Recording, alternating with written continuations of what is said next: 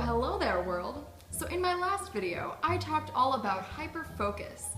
You know, that thing where hours of your life melt away while you're completely dead to the world, trapped in a crazy, tranced out state of extreme concentration. Well, today, we are going to talk about some ways to use hyperfocus to your advantage. With a few tiny tweaks, you might just be able to turn that curse of yours into a superpower. So just a little disclaimer, I am not a doctor or an ADHD specialist or really qualified in any way to give advice. So please, if you are looking for legit professional advice, see a professional. The one thing I am is a person who has ADHD, and I've tried a few things in my day, and some of them have worked. So this video is me sharing with you the things I've tried that have worked for me. So the first thing I want to talk about that has worked really well for me is setting aside a few big chunks of time, a couple of times a week, where I can do the things that I love to do for a long time by myself.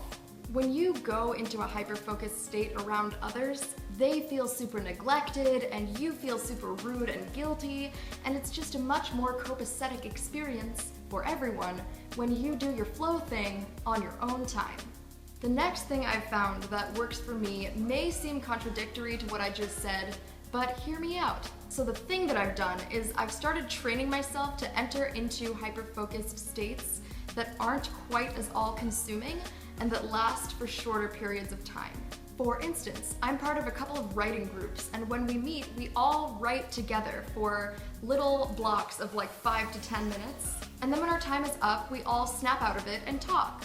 And this has been extremely helpful for me because it forces me to come back to reality and not just stay in that flow state indefinitely. I've learned to create a similar sense of stop and go flow state by myself by using a timer that goes off at regular intervals. Do I always stop when I hear the timer?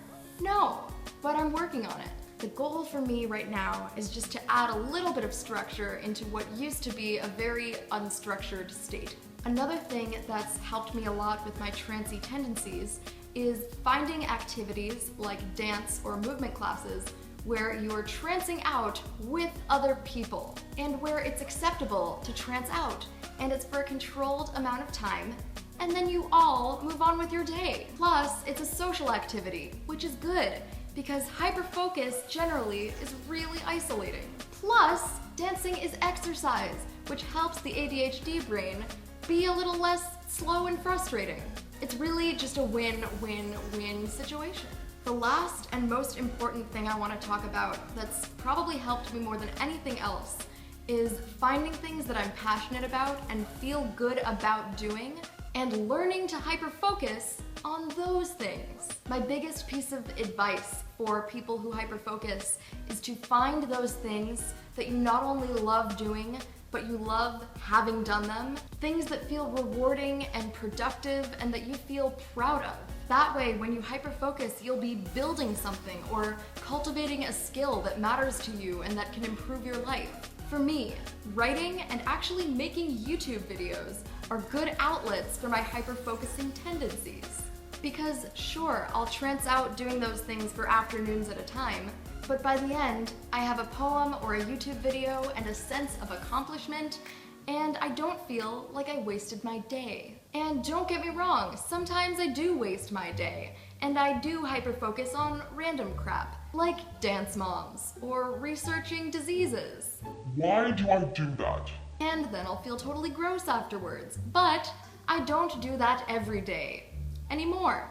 So that is an improvement. Small victories, everyone. Some other fun and productive ways to hyperfocus that I've found over the years include, but are not limited to, knitting and crocheting.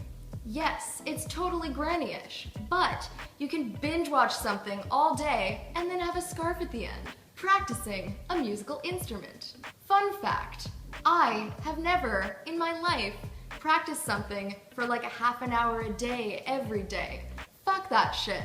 I will practice for like 3 hours once a week. And it's not a perfect system, but like, it's fine. It works.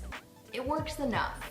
The last thing I'll mention that is actually possible to hyperfocus on, and that I have hyperfocused on before, is cleaning.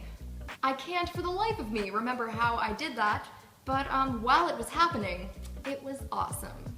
And if you find yourself hyperfocusing on something productive, go for it! You might just cement a new neural pathway. So, the moral of this story is that it is actually possible to make hyperfocus work for you, instead of you feeling like a slave to it. I know I certainly haven't gotten there yet, but I'm on my way, and that feels better than not being on my way. I'll take it. P.S. ADHD meds do not make you lose your hyperfocus. I just looked this shit up.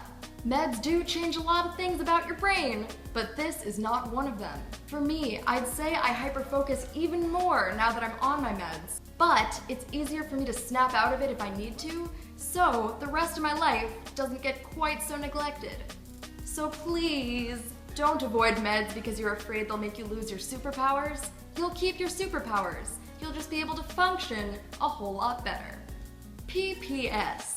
Meds are a complicated issue that deserve their own video, and I would love to make a video on meds at some point, because I believe it's not as simple as they're good or they're bad. I also believe that many people like to take firm stances on this issue without having enough information and without considering all the factors and nuances of the situation.